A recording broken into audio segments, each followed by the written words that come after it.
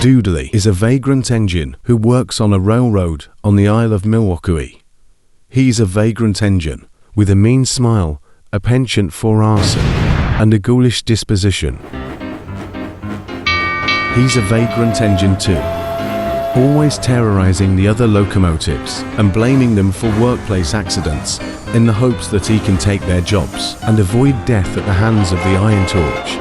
He prepares trains for the other engines to take on long, dangerous journeys which will most likely result in their untimely death or humiliation. He loves gaslighting the other engines too, perhaps none more so than Geoffrey, the red agreeable locomotive. Beep beep, called Dudley.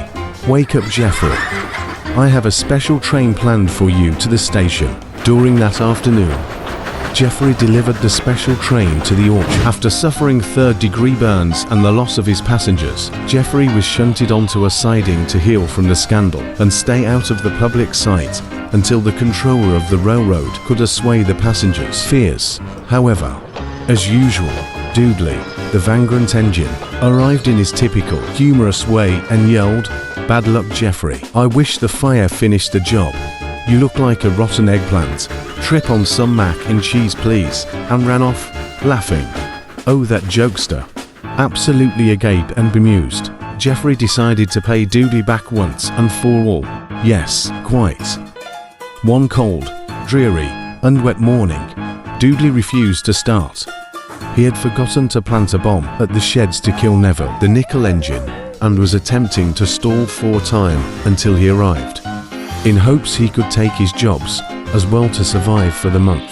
No matter how hard his engineers tried, they couldn't make him start until, "Dudley, if you do not move in the next 15 seconds, you will be sent to the scrapyard," yelled a conductor. Dudley suddenly sprung into life and headed down to the train station to collect Geoffrey's train. "That took you an absurd amount of time, Dudley," said Geoffrey, unagreeably for once. "It is survival, my dear Geoffrey. Perhaps this railway isn't so different after all," snooted Dudley, as he flounced away with the carriages. "What?" And Geoffrey began to fasten himself to the carriages, however. Before Dudley could uncouple himself to attempt another arson, Geoffrey speedily rushed out of the train station. Dudley was furious. "Stop this at once, you agreeable engine," yelled Dudley. However, Geoffrey was too busy thundering down the train tracks like an eagle to hear or care about Dudley's pleas for mercy. "Oh my goodness gracious," Dudley panicked and shrieked. "Help! Help me! Help!" he shrieked, also like an eagle. "There is nothing we can do," sang the carriages. "Ah! Catch these hands," Geoffrey chortled. Dudley was starting to feel quite worn out, and now wished he remained in the sheds. Perhaps death was a better alternative than this punishment. However, Dudley's suffering came to a quick and disappointing end when Geoffrey was flagged down by a signal. Apparently, a piece of mac and cheese was blocking the line, and it could have caused a deadly accident if he didn't stop. Dudley was discovered by a passenger and was quickly released off the train to go back home to the station. He was relieved. However, the passengers quickly noticed his plight and quickly pointed, cheered and jeered at the poor, vagrant engine. A mournful, embarrassed and vagrant Dudley was soon released and began his long trek home.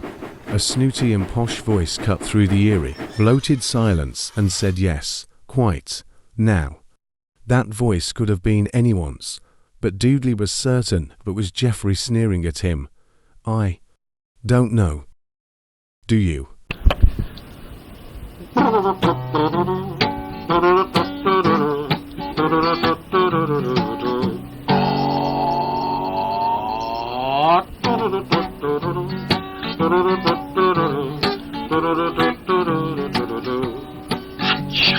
Wow, wow, wow, wow, wow, la la la la la